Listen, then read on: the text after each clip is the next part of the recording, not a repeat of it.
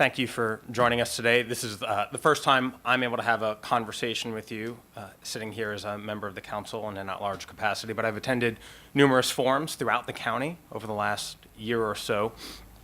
And a few years prior to that, I read a book called Traffic by Tom Vanderbilt. You're nodding, Mr. Slater. I know it well. You know it well. We've both read it. And for those of you who have not read it, Chapter 6, Why More Roads Lead to More Traffic.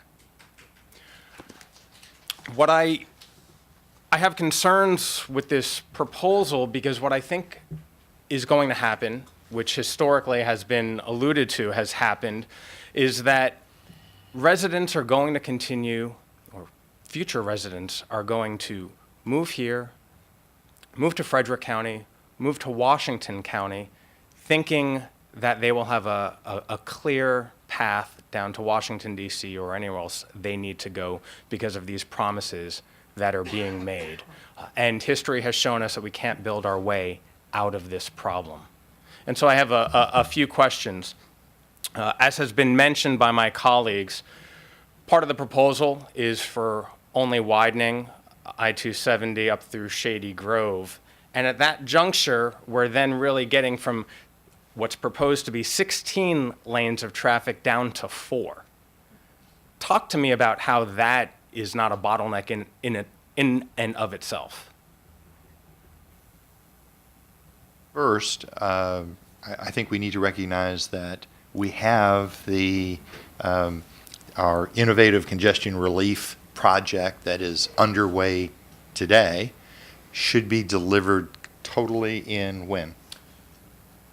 I think by the fall. The fall of this year? Yeah.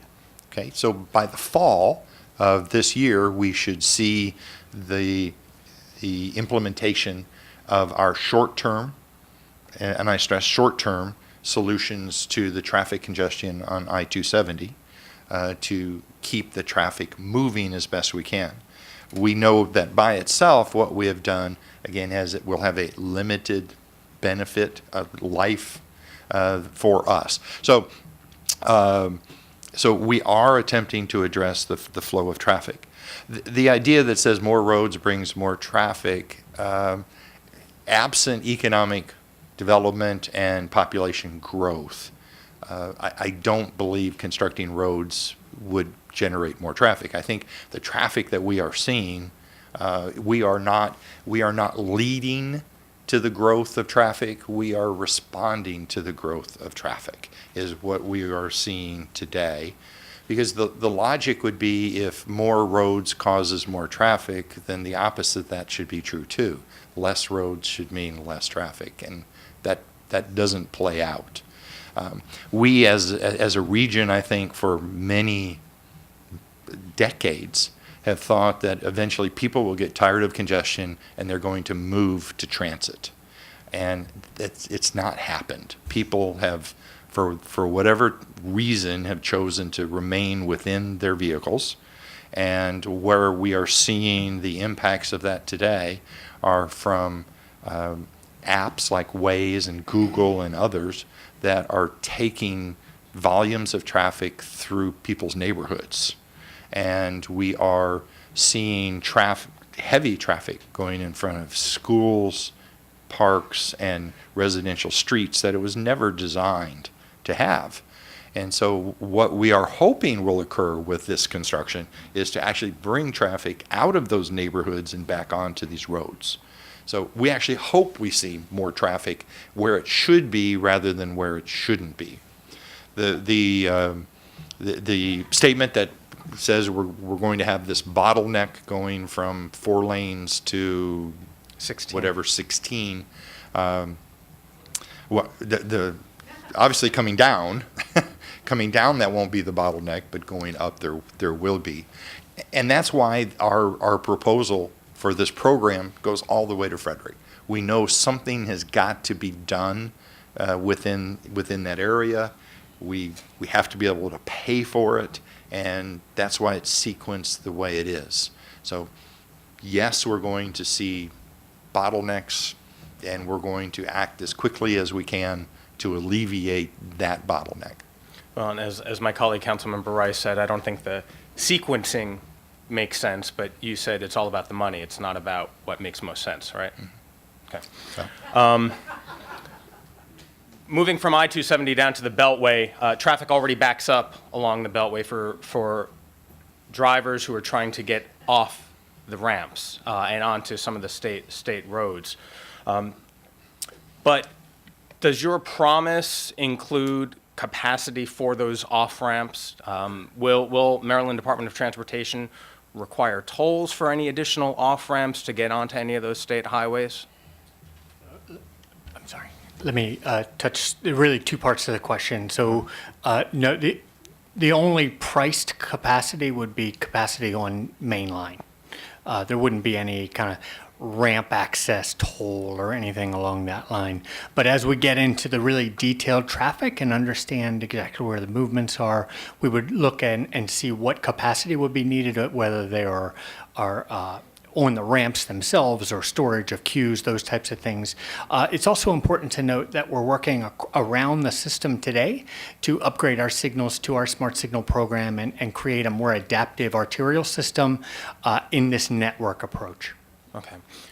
And a follow-up to that, the additional capacity that will be on these roads and getting off the ramps, how do we manage that capacity growth on some of the state highways?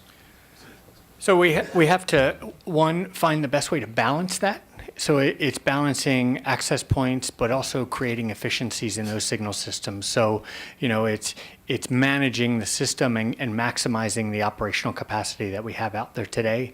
But certainly understanding what we would like to do is get much of that traffic back onto mainline, and as well as balance those access points and then create the most efficient system possible through our technology solutions.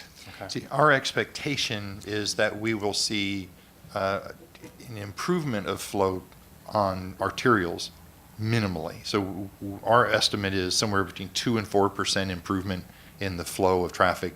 Quite honestly, neither you or I could sense a 2 to 4% improvement.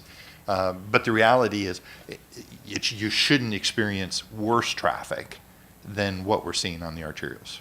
Okay. A point that has been raised, and this will be my last question for you.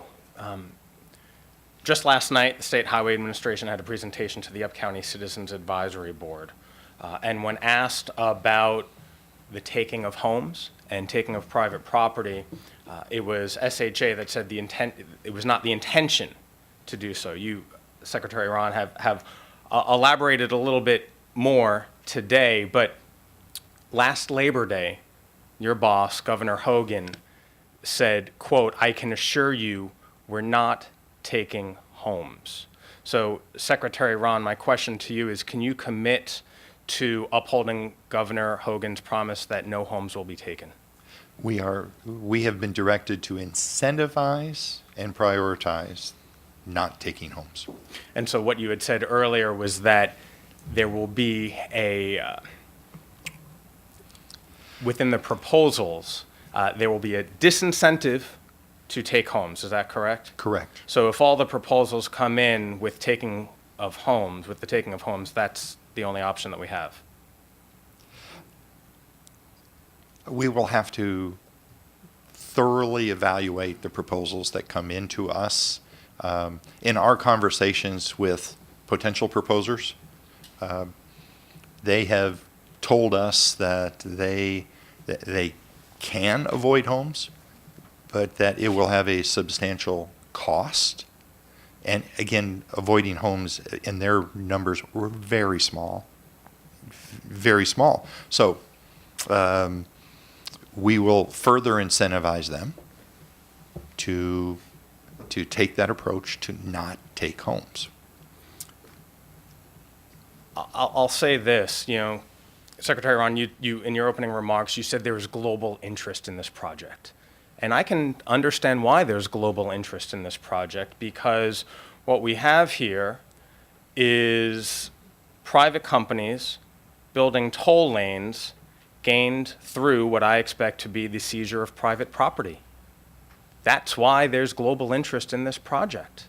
And I have fundamental disagreements with that type of governing, quite frankly. I don't think it's in the public interest to fill the coffers of private companies in that way.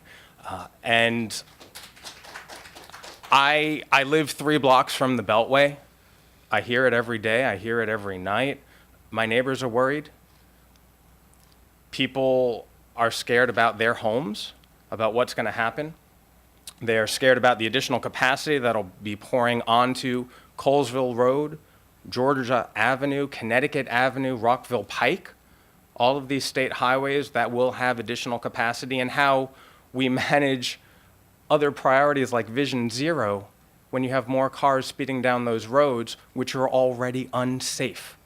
So I think this quote-unquote solution to the problem of traffic mitigation throughout the region only causes more hardship, more concern, more fear among the residents who live along these corridors.